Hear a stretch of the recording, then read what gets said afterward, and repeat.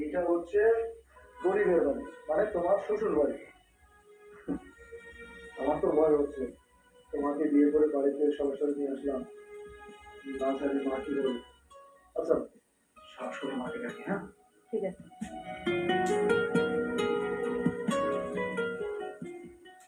মা, মা, কি ব্যাপার, বাড়ি ঘরে কেউ নেই নাকি? আচ্ছা, তুমি বসো না, দেখছি। হ্যাঁ, আচ্ছা যাও, আমি আসছি এখানে। দাঁড়াও। ভাইয়া, ভাইয়া, আরে ওই ভাইয়া। আমি তো মানে তোমাদেরকেই ডাকতে গেছিলাম, তোমরা এখানে। ফুকলা দাঁত বের করে আর হাসা লাগবে না। তার আগে বল, এই মেয়েটাকে কেন ধরে আনছিস? না মানে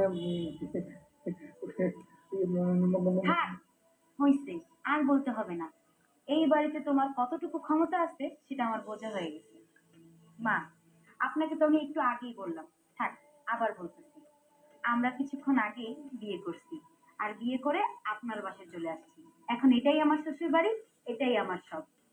আর আমি কিন্তু আমার বাড়ি থেকে পালায়ে চলে আসছি। আমি আর আমার বাপের বাড়ি চলে যেতে পারবো না। সোহেল, এই মেয়েটা যা বলছে সব সত্যি বলতেছে?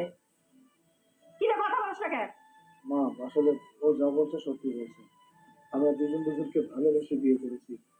মা, আসলে তোমাদেরকে জানাই